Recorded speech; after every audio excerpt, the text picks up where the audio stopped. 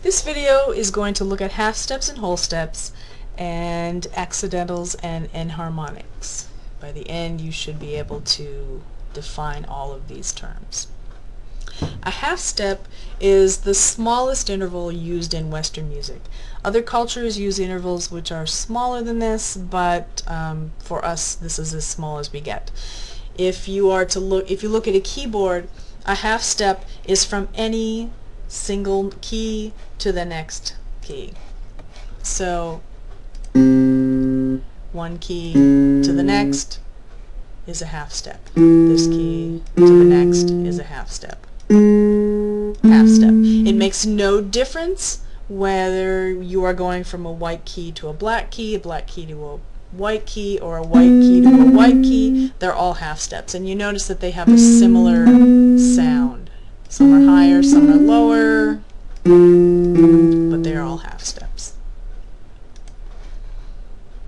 A whole step is the distance between two keys on the piano where one key is skipped in the middle. So a black key, skip a note, go to the next.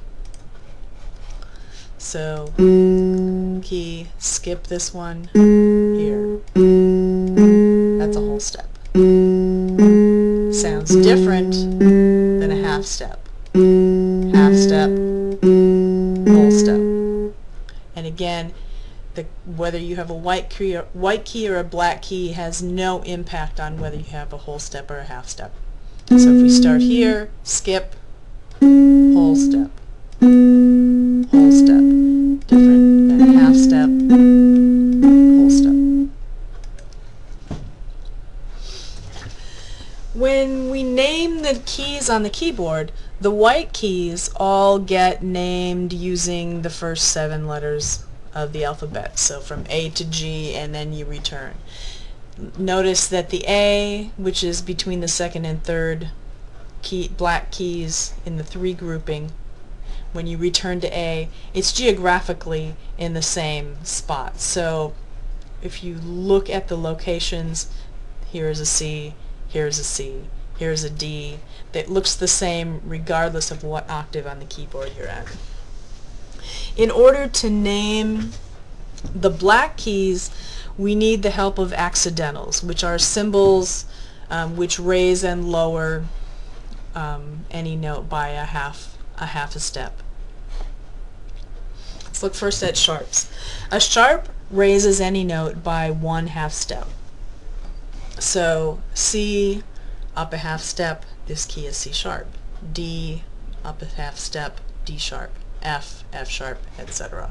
Here they are, C to C sharp written on the staff, D to D sharp written on the staff. So when you're looking on the staff, whether or not you've got an accidental, even though this note is in the same geographic spot on the staff, it's actually a half step apart because of this sharp or this accidental.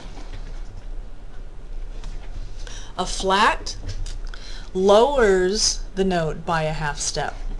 So D down a half step to D flat, E down a half step to E flat, G down a half step to G flat. And here again we have the notes written on the staff. D down a half step to D flat, E down a half step to E flat.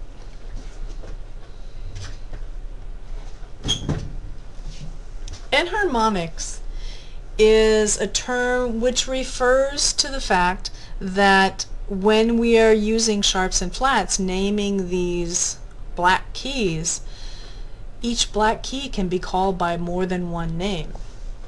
So we start on C, we go up a half step, we can call it C sharp. We start on D, we go down a half step, we can call it D flat. This unique key. So here we have C up to C sharp, D down to D flat. C sharp and D flat are physically the same note. So each of these black keys can be called by at least 2 different names, and that is called enharmonics. So C sharp and D flat are enharmonic equivalents. D sharp and E flat are enharmonic equivalents. It's going to be very important that you get comfortable with this concept, and I understand that there are going to be certain notes. B flat. Okay, people are going to be very happy to call this B flat. People are going to be less happy, I predict, to call it A sharp. The note F sharp. People are going to like to call this F sharp. People are not going to like to call it G flat. But there are going to be circumstances where both of these need to be used, and they are not necessarily interchangeable. When we are spelling scales and spelling chords, if a note needs to be F sharp, calling it G flat is incorrect. And we will certainly discuss this in the future, but start getting used to that idea. The black keys are not the only ones that can be named by using sharps and flats, and not the only notes which have enharmonic spellings. So let's start with C. If we go down a half step to C flat, notice that C flat is a white key, which is enharmonically the same as B. C flat, it's also B. So again, this key, this white key, has two different names. It can be called B, it can be called C flat. Over here, E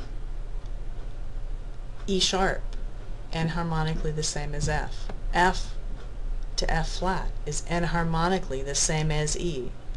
So as we look at the keyboard now, each note has at least, well, almost each note, every note here except for A has two different names by using just sharps and flats.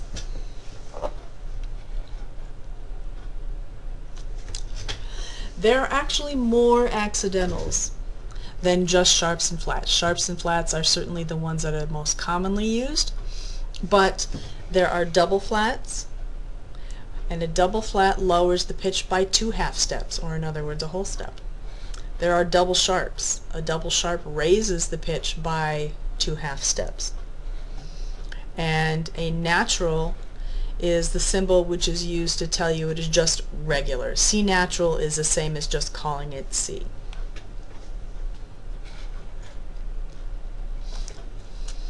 So now, let's look at this.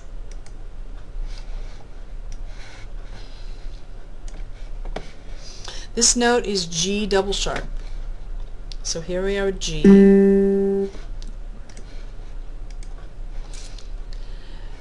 G double sharp. A double sharp raises the note by 2 half steps. So G, that's G sharp. There's G double sharp. This is C double flat. So here's C. That is C flat. Here's C double flat. So let's go back to the G. G double sharp. And harmonically, this G double sharp is also the same as an A. Here we have C, C flat, C double flat. And harmonically, C double flat is the same as B flat. So now it becomes even more complex, because now we have certain keys which can have more than 2 names. And this chart will show you that every key except for G sharp and A flat has the possibility of having 3 different note names, which are all used in different circumstances and are not necessarily interchangeable.